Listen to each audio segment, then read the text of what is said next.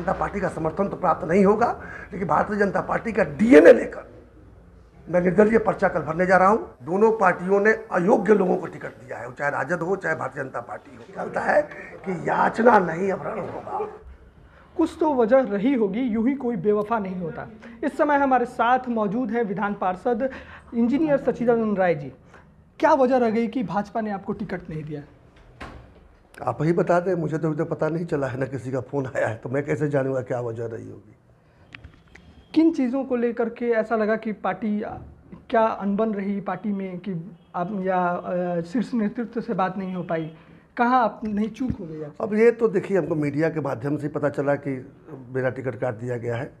किसी ने बताया ही नहीं, किसी ने कभी कुछ कहा भी नहीं, तो मेरे लिए तो ये भी पहली बना हुआ है कि हुआ कैसे। एक बार तो लगा कि शायद टाइपिंग एरर है, भूल से छप गया होगा, लेकिन फिर तो सिंबल भी आ गया और आज प्रेस कॉन्फ्रेंस भी हो गया, सब कुछ हो गया, तो लगा कि नहीं यही निर्णय हुआ होगा। अच्छा, आप लोगों ने तो पूछा उस प्रेस कॉन्फ्रेंस में, तो जवाब तो गोल मटोल ही आया। पार्टी का निर्णय है, पार्टी का निर्णय है। मैं जानना चाहता हूँ कि पार्टी है कौन? कोई तो व्यक्ति होगा जो पार्टी चलाता होगा। और ऐसा पता चल जाता तो बता पाता कि भाई इन कारणों से मेरा टिकट काट दिया गया है, लेकिन ऐसा कोई कारण पता चला नहीं।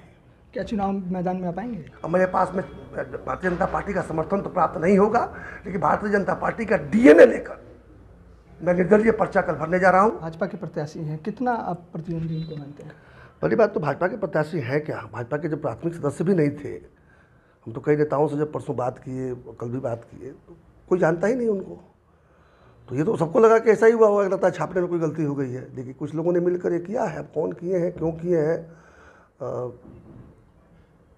बहुत मायने नहीं रखता जानना अभी। अगर चुनाव मैदान में आप आते हैं, त्रिकोणीय मुकाबला होगा, अपने आप को कहाँ देखते हैं? देखिए, अगर मैं चुनाव में आऊँगा तो कोई कोन वोन नहीं होगा, स्ट्रेट लाइन रहेगा, सब वोट एक जगह करने वाला है। ये मान के चलिए, हमने 6 वर्ष काम किया है, पिछले 5 महीने से क्षेत्र में हूँ, लोगों से मिलते आया हूँ, और जिस तरह का मतलब कि रिएक्शन देखने को मिला, कई जनप्रतिनिधि तो रो पड़े। और जब मैंने कहा कि मैं चुनाव नहीं लड़ूंगा, तो दबाव तो इतना बड़ा बना है कि सोचने को बात हो गया हूँ। तो चुनाव में अगर लड़ूंगा तो फिर वो कोई कोण मोड़ नहीं रहेगा, वो दिमाग से निकाल दीजिए। जनप्रतिनिधि वोट करते हैं इस चुनाव में, जनप्रतिनिधि का कितना साथ मिल पा रहा है? एक बार हमारे यहाँ चले तो पता चल जाएगा आपको कि क्या साथ रह रहा है। ताता टूट नहीं रहा है, केवल जनप्रतिनिधि ही आ रहे हैं।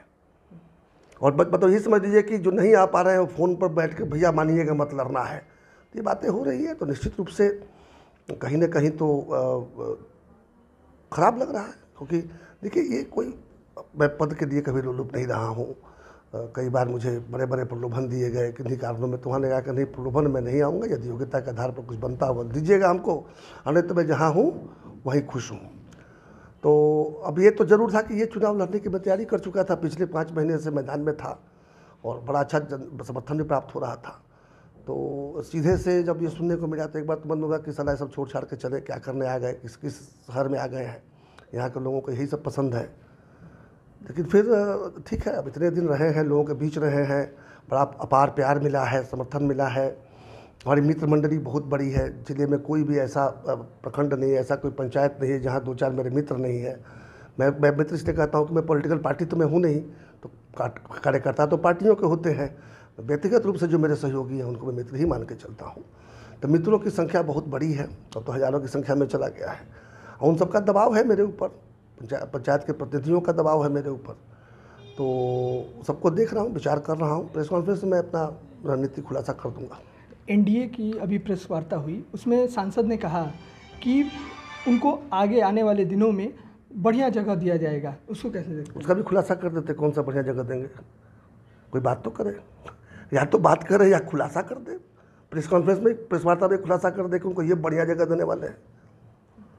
जनप्रतिनिधि इसमें वोट करेंगे, क्या संदेश होगा आपका जनप्रतिनिधि? देखिए, जनता की सेवा के लिए कोई भी चुनाव लड़ता है, वो चाहे एक वार्ड सदस्य हो, मुखिया हो, या हम लोग जिस काम के लिए आए हैं सांसद विधायक सब, तो सबसे बड़ी बात तो है कि प्राथमिकता जन सेवा को होनी चाहिए। और जो पंडित दीनदयाल उपाध्याय या गांधी जी के जो अंत्योदय का जो सोच रहा है कि अंतिम व्यक्ति का विकास करना, अंतिम व्यक्ति तक सेवा को पहुंचाना, उसके लिए पंचायत प्रतिनिधि जो होते हैं सबसे सशक्त माध्यम है। मैं तो ये मानता हूं कि वार्ड सदस्य से ज़्यादा सशक्त माध्यम कोई नहीं है अंतिम व्यक्ति तक पहुंचने का, क्योंकि वार्ड सदस्य ही एकमात्र ऐसा नेता है जो अपने सारे वोटरों को पहचानता है और सारे वोटर उनको पहचानते हैं। एकमात्र वही नेता है जो प्रतिदिन अपने कामों का हिसाब देता है अपने वोटरों को, और अगर नहीं कर पाता है तो गाली भी सुनता है। बाकी जो बड़े नेता होते हैं वो हेलीकॉप्टर से उतरकर 5 साल में एक बार किसी बड़े उससे बड़े नेता का नाम लेकर या उनसे भाषण दिलवाकर हेलीकॉप्टर उतारकर चुनाव जीत कर चले आते हैं। 5 साल कुछ नहीं भी करेंगे तो उनको किसी को जवाब नहीं देना पड़ता। इसलिए एक वार्ड सदस्य से बड़ा नेता मैं किसी को नहीं मानता। और निश्चित रूप से उनके अधिकारों की रक्षा करना, उनके सम्मान को सुरक्षित रखना, कि हम जो चुनाव लड़े हैं या जो 6 साल हम रहे हैं, मैंने यही सुनिश्चित करने का प्रयास किया है कि उनके सम्मान में कोई कमी न हो, उनके अधिकार सुनिश्चिट किए जाए, और जो अधिकार अब तक नहीं मिले हैं उनको कैसे बहाल किया जाए। उसमें आंशिक सफलता मिली है। पूर्ण सफलता के लिए मुझे लगता है कि मुझे एक टर्म और मिलना चाहिए था, लेकिन पार्टी की इच्छा कुछ और है। जी बहुत बहुत धन्यवाद।